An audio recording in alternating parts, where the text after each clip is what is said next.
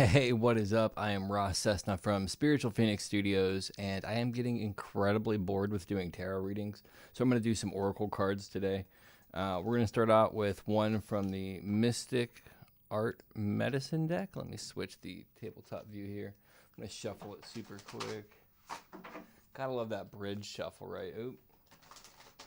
The stupid autocorrect over there is going nuts on the lens. Okay.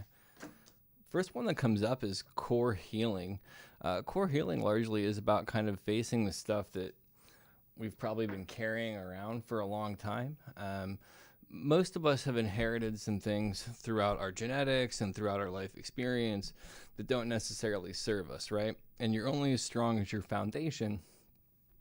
And until we go in and heal a lot of the foundational stuff, lots of little things are going to trigger us and set us into unpleasant states. But once you actually begin to heal the core, it's not that much work. It's just getting to it in the right energy, right? And approaching it with the right mindset. But one of the key facets is something that I learned from another part of my life. We're not responsible for whatever has caused most of the shit in our life, right? Like that's not something within us. But we are responsible for what we do with it going forward. So that's kind of saying just accept the past for what it is. You didn't know better. You didn't whatever, right? But take responsibility for the present moment and changing it is all that matters. Now, this next one is a Rumi Oracle card. If a tree could only walk, he would never have to fear being chopped down. And I think the way that I would take this is a lot of us want to avoid pain. So but if we could avoid pain, we would never experience it, right? And obviously we do. And sometimes we try so hard to avoid pain that we don't necessarily realize that we're causing more of our own pain. And a lot of times, how do I want to say this differently? So if we haven't fully healed parts of ourselves, we can respond in ways that actually perpetuate problems in our belief systems. So it keeps us in states that hold us back a little bit. And it can be challenging unless we address that, and we might have a lot more hardships than are necessary. That's the best way I can put it. I'm going to draw another Mystic Art Medicine card. Shapeshift comes up.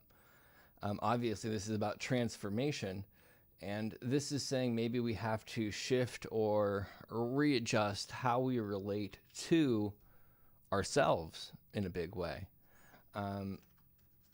One of the wildest things that you can do is shift your perception, and it can make really dramatic changes in your life, like literally overnight. The issue is many of us are very committed to our belief structure, and we don't necessarily fully understand that that's just the way we're choosing to see things, right? My life experience and some pleasant and some very unpleasant experiences have caused me to understand how much perception dictates reality. And when you begin to change how you see reality, reality then changes. And that's kind of the best way that I can put this. And part of this process isn't necessarily needing to be the tree that can uproot itself and walk away from the hunter, or to be the person who doesn't experience pain. But if you change kind of what pain means to you and how you perceive it, it can really actually change and actually help you heal too, right?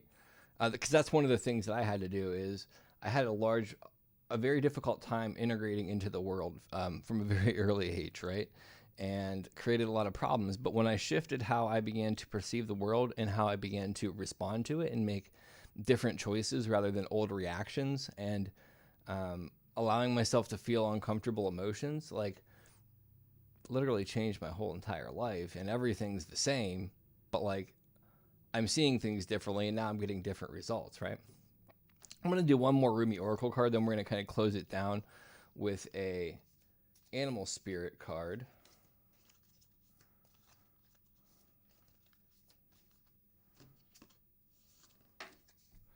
And this one says, anyone who asks to be illuminated now will be made a torch to light up the world.